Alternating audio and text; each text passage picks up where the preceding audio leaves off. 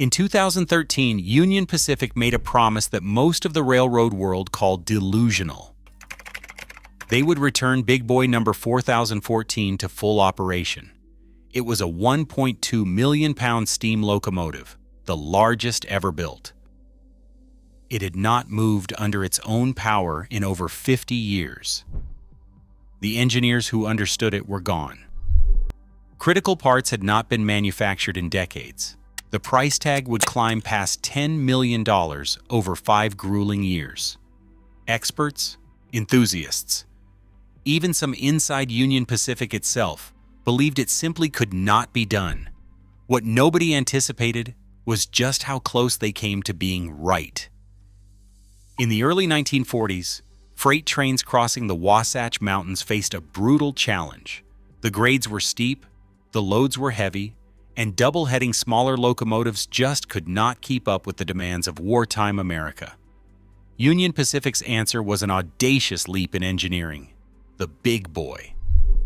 Built from 1941 to 1944 by the American Locomotive Company, 25 of these giants rolled out of the Schenectady shops, each one a 4884 articulated machine stretching over 132 feet and tipping the scales at more than 1.1 million pounds with its tender.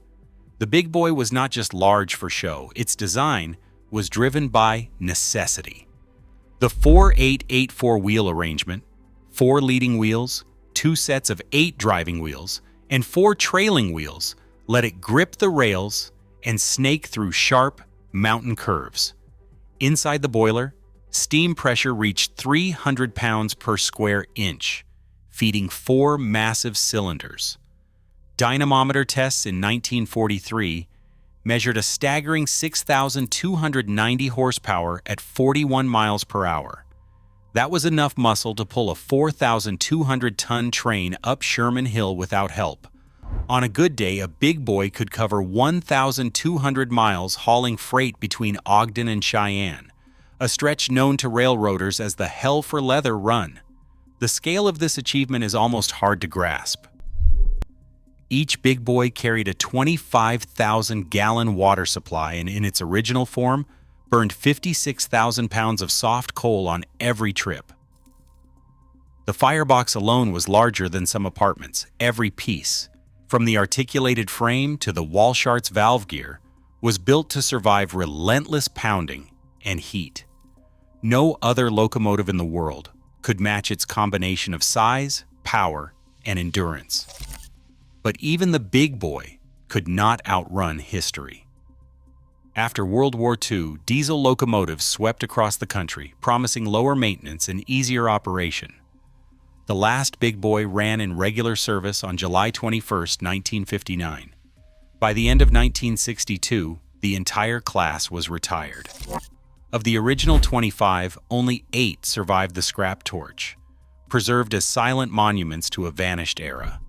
For decades, these hulking machines stood as reminders of a time when American engineering seemed to know no limits. Yet as the years passed, the skills and knowledge needed to keep them alive faded away.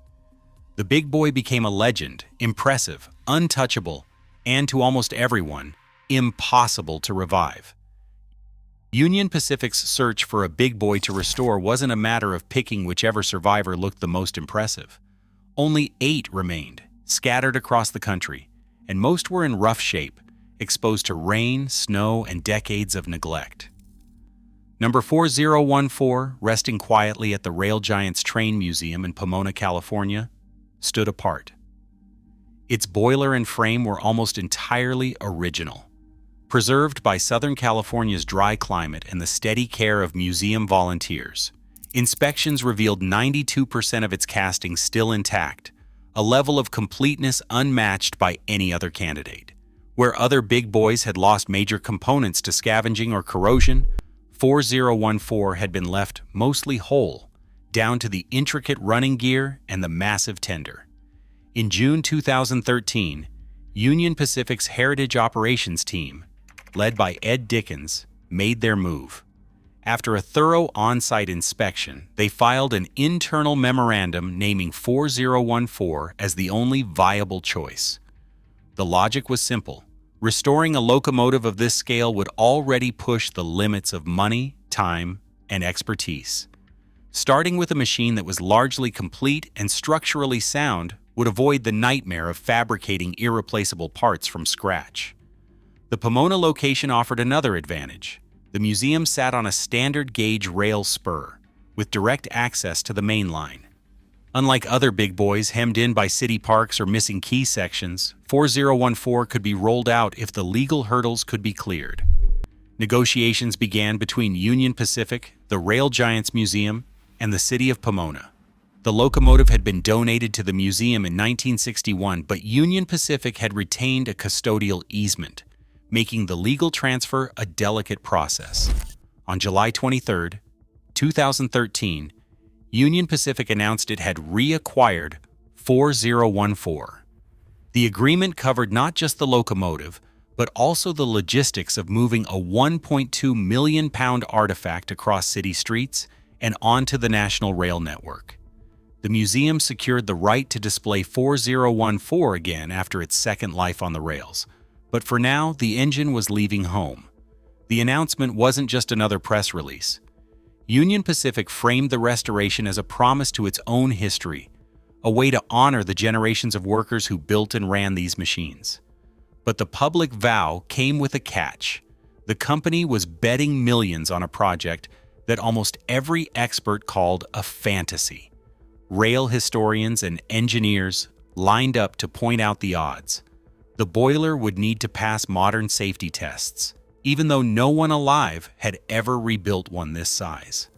The running gear, silent for over 50 years, would have to move again at mainline speeds. The cost would be staggering, the timeline uncertain, and the risk of failure impossible to ignore. Yet Union Pacific pressed forward, transforming nostalgia into a concrete, high-stakes engineering challenge. The restoration was no longer a dream, it was a public commitment, backed by a legal agreement and a corporate promise. Ahead lay the gauntlet, moving the world's largest steam locomotive out of its museum cradle and into the unknown.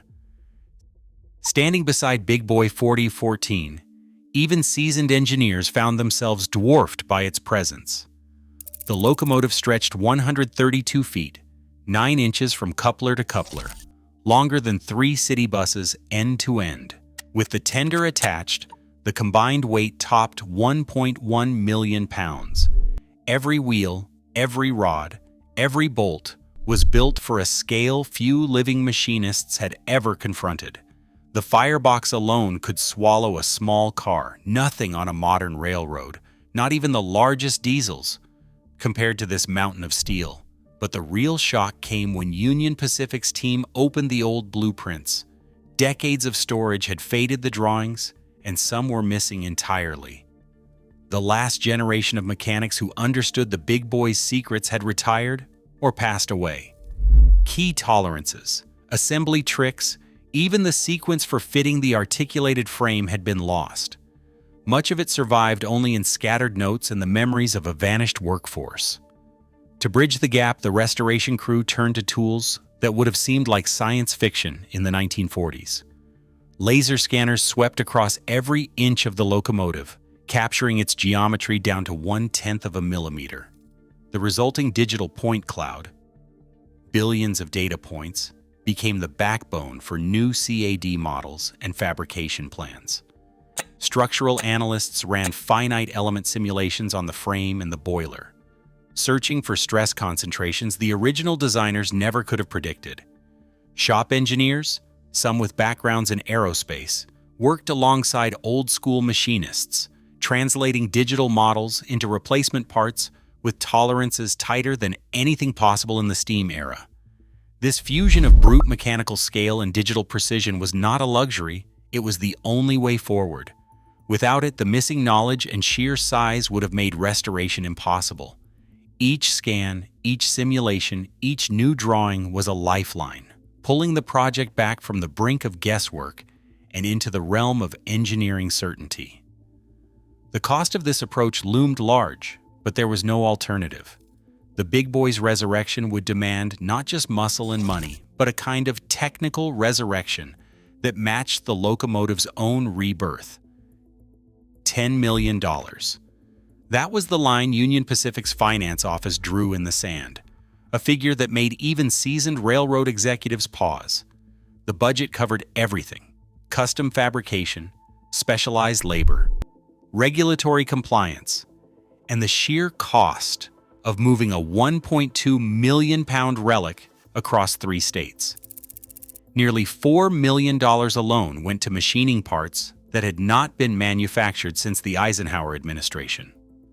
Every dollar spent was a wager against the odds that a forgotten giant could be brought back to life. But before a single bolt could be replaced, the big boy had to make its escape. The logistics team mapped a 1,300-mile route from Pomona to Cheyenne, threading the world's largest steam locomotive through a modern rail network built for lighter, faster machines. The move was not just a matter of loading up and rolling out. Bridges along the way needed reinforcement plates to handle the weight. Tunnel clearances were measured down to the inch. Each curve and grade was scrutinized, every crossing coordinated with host railroads and local authorities. On January 26, 2014, number 4014 began its journey under tow. Dead, silent, its firebox cold. At the 550-mile mark in the Nevada desert, disaster nearly struck.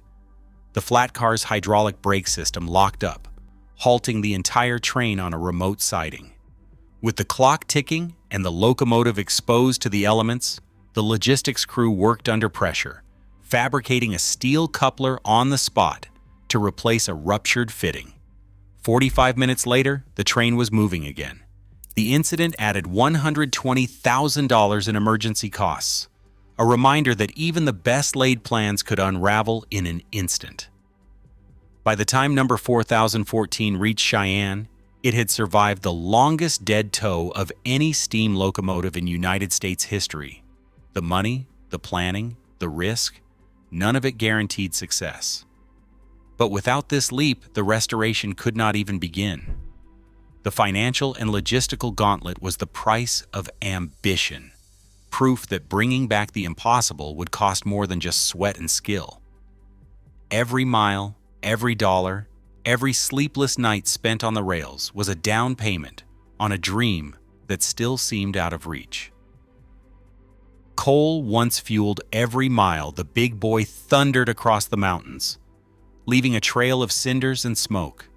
But by the time restoration began, burning coal on America's main lines was no longer an option. Modern environmental laws, especially EPA regulations, made coal-fired excursions nearly impossible. Union Pacific's operations planners faced a hard reality. If locomotive number 4014 was to run again, it would have to burn oil. Oil became the technical pivot. Engineers stripped out the old coal bunker and installed a 5,000-gallon oil tank in the tender, a transformation that cost $1.2 million alone. New burners were designed to deliver a precise, high-temperature flame, while the firebox itself needed new steel liners to handle the different heat pattern. Oil could be pumped in at any major fueling station, eliminating the need for coal yards and ash pits. The result was a cleaner, more manageable system that met federal emissions tests. But not everyone was convinced. Among rail fans and preservationists, the decision sparked heated debate. For some, coal was not just a fuel, it was the soul of the big boy. Critics argued that swapping coal for oil erased a key part of the locomotive's identity, turning a living artifact into a compromise. Online forums filled with arguments about authenticity, with some insisting that only black diamonds in the firebox could make the restoration real. Union Pacific's heritage team stood by the choice. They pointed to the practical barriers: coal dust, fire risk, and the impossibility of running a coal burner through modern towns and cities. Oil firing, they argued, kept the big boy on the rails and out of the museum. The conversion did not change the fundamental experience. The roar of steam, the power at the throttle, the sight of 1 million pounds of machinery in motion. It was a compromise, yes, but one that kept the impossible dream alive. Without it, locomotive number 4014 would have remained silent, a relic instead of a legend reborn. Inside the Cheyenne Heritage Shop, the real work began. The restoration unfolded in phases, each one revealing new obstacles that threatened to derail the project.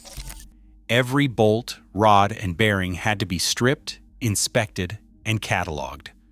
The team included machinists who could turn a raw steel blank into a finished part, metallurgists who understood the invisible fractures that could doom a boiler, and welders whose seams would have to hold back thousands of pounds of pressure. The scale was staggering. 2,200 stay bolts held the firebox together, each one custom forged and individually tested. Removing them uncovered corrosion that had eaten deep into the steel, far worse than expected. As the crew worked deeper into the frame, they discovered an 18-inch crack running across a main structural plate. That kind of damage could not be ignored. It forced a redesign, with new reinforcement plates and gusset brackets fabricated from high-grade alloy. The repair alone added $250,000 to the budget. Supplier delays became routine. Some parts had not been made since the 1940s, and modern shops had to relearn how to forge components that matched the original patterns. Orders for specialty steel sometimes took months to fill, slowing progress to a crawl. Every step forward seemed to uncover another setback. The shop floor became a test of endurance as much as skill. Still, the team pressed on, measuring, machining, welding, and fitting each piece with the knowledge that one overlooked flaw could mean disaster. When the boiler was finally fired, the restoration was not just about bringing back a machine. It was a daily battle against the weight of time and the limits of what anyone believed was possible. Doubt followed Big Boy 4014 every step of the way. Safety boards, engineers, and rail historians all had their reasons. Some pointed to the vanished shop skills, others to the scale, 1.2 million pounds, a boiler the size of a city bus, and running gear that had not spun in 60 years. Even after 5 years and $10 million, skeptics still warned that one bad weld or a hidden crack could end the dream in an instant. Union Pacific's own risk analysis put the odds of catastrophic failure below 0.1%. But in the world of high-pressure steam, even that sliver of risk was enough to keep nerves on edge. April 2019 brought the moment of truth.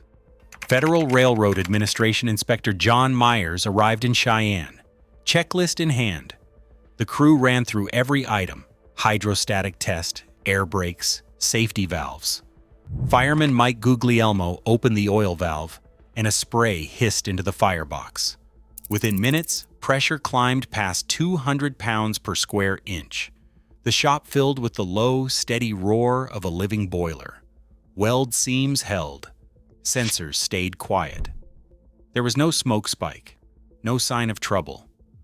On the yard tracks, the Big Boy inched forward under its own power, for the first time since Eisenhower was president. Word spread fast. By the first public run in May, crowds lined the tracks from Cheyenne to Ogden. At Union Station, more than 30,000 people packed the platforms, some arriving before sunrise for a glimpse of the revived giant. Smartphones lit up as the whistle echoed across the plains. Social media feeds filled with videos and photos. And the hashtag BigBoy4014 trended nationwide. The locomotive's 570-mile excursion for the 150th anniversary of the Golden Spike drew tens of thousands more, all witnessing a moving monument that had once been written off as impossible. The restoration didn't just silence the doubters, it proved that lost knowledge can be rebuilt, that risk can be managed, and that even a machine declared obsolete can thunder back to life. Against every prediction, the Big Boy ran again, a living testament to the idea that some dreams are only impossible until someone refuses to give up.